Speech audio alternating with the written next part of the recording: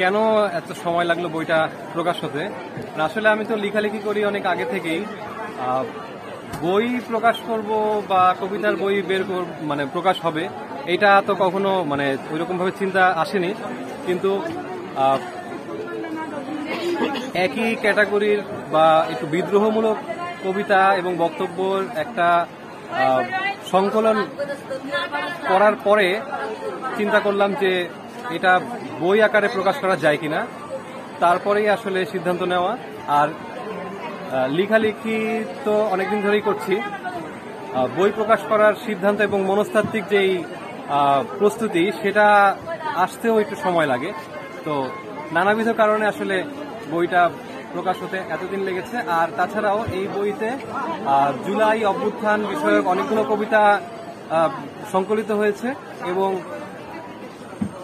একদম সাম্প্রতিক কিছু কবিতাও সংকলিত হয়েছে, যেটা হচ্ছে অভ্যুত্থান পরবর্তী আমাদের মধ্যে অনেক অস্থিরতা দেখা দিয়েছে।